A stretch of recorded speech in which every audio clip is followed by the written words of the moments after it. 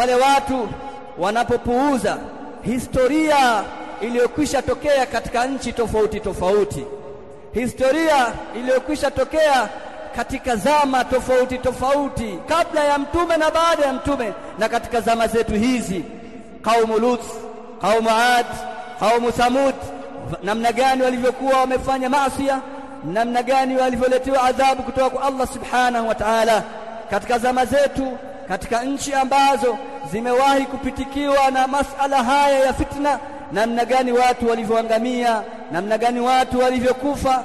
Angalia nchi ya Misri, angalia nchi ya Tunisia, angalia nchi ya Sham na nchi zinginezo katika nchi za Afrika maarufu. Baadhi yake ni nchi za jirani kama Kongo na nchi zingine kama Burundi. Haya yametokea watu walipodharau, wakaona kwamba fimbo, jiwe linaweza likawa mukabili wa bunduki na bomu. Yaliyowapata hawawezi wakasahau.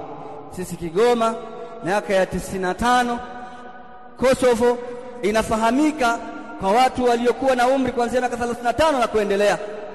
Waliona namna gani serikali ilivyodhibiti kuanzia Kagera mpaka Kibirizi, kuanzia Mwandiga mpaka Katonga. Watu wote walikuwa katikati na wakadhibitiwa. Ulikuwa ni mwezi wa Ramadhani. Jamii kubwa, karibu 60% ya wanamume walikuwa wametawanywa katika selo mbalimbali, mpaka Ilagala zilijaa selo zile. Watu hawa wakijisahaulisha kitendo kile, kisha wakaingia. Kesho tukaona watu wametoka wanaingia barabarani, hali ya kuwa mpaka sasa kuna watu ni vilema, kuna watu hawawezi wakasahau jambo hilo katika familia zao. Tutasema hii itakuwa ni maajabu makubwa. Sasa ndio maana nikasema katika sababu za watu kuingia katika fitna ni watu kutokujua historia ya fitna ambazo zilizokwisha tekelezwa huko nyuma, namna gani zilivyoleta madhara, namna gani zilivyowaacha watu wajane, zilivyowaacha watoto mayatima na mfano wake. Yaqulu Allahu tabaraka wa taala, Allah subhanahu wa ta'ala anasema, wa innakum latamurruna alayhim musbihin wa bil-layli afala taqilun. Hiki ni kisa cha kaumu Lut.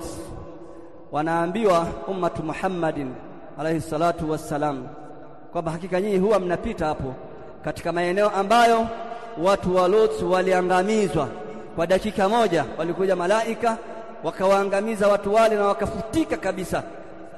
Hupita nyinyi asubuhi na jioni katika safari zenu za kibiashara. Afala taaqiluna, hivi nyinyi hamna akili? Hivi nyinyi hamzingatii?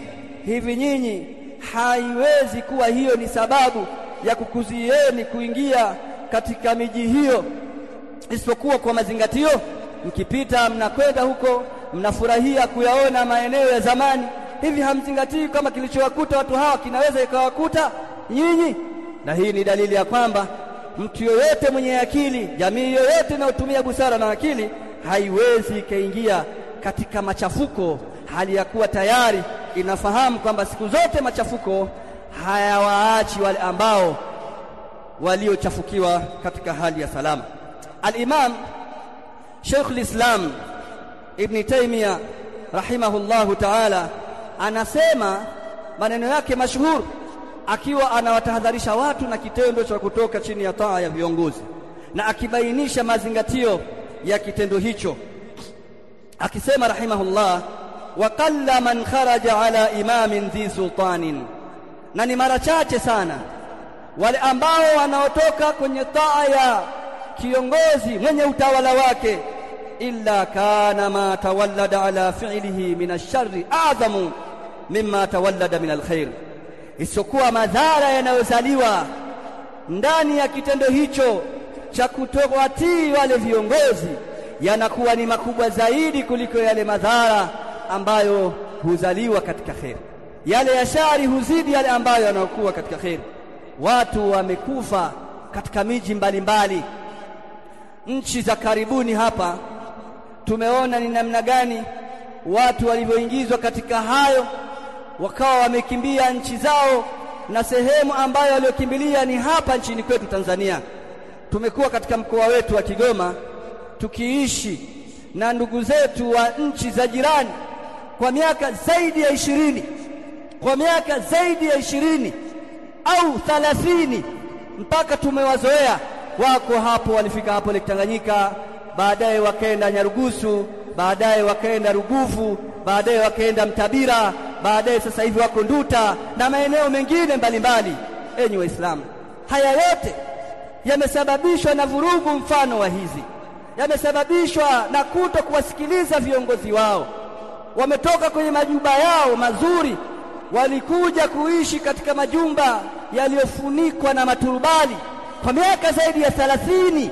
Mtoto anazaliwa, anakuwa, anaoa, anazaa, na mtoto wake anaolewa pia au anaoa kwa muda huo. Ndugu zangu Waislamu, sababu ni kuto kuwasikiliza viongozi. Madhara siku zote yanayopatikana katika jambo hilo ni madhara makubwa, na hawezi kuyafahamu madhara hayo isipokuwa yule ambaye ana tabia ya kuzingatia mwisho wa fitna. Hii ni Wajawema Online TV. Hapa ni elimu tu.